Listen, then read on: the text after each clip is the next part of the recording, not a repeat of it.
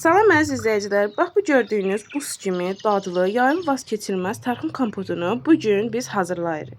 İlk olaraq bizə nələr lazımdır? Mən bir dəstə və yarım dəstədən ibarət tərxumdan istifadə elədim. 2 stəkan şəkər tozu, qeyd edim ki, şəkər tozu stəkanın yuxarısına 2 barmaq aşağı olmalıdır. 4 dilim limondan istifadə elədim. İlk olaraq götürürəm birinci aroma bankamı və ora tərxumları bu şəkildə doldururam.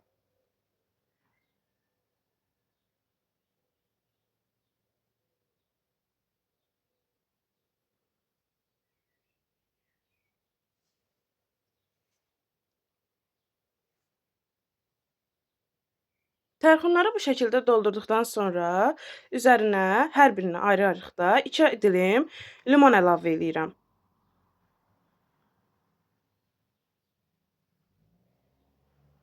Limonları yerləşdirdikdən sonra isə hər birinə 1 stəkandan 2 barmaq aşağı şəkər tozunu qıf vasitəsilə əlavə elədim.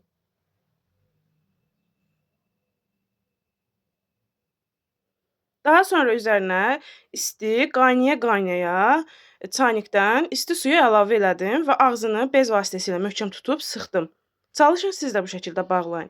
Əgər bu şəkildə bağlasanız və qapaqda şişmə və yaxud da başqa bir şey olmasa, turş dadının gəlməsi, üzərində köpüklərin əmələ gəlmirsə, kifləmə olmursa, bu şəkildə biz uzun müddət bunu saxlaya bilərik. Amma mən daha çox 4-5 gün ərzində istifadə edib qurtarmağın tərəfdarıyam. Bu şəkildə artıq mənim kompotlarım hazır oldu.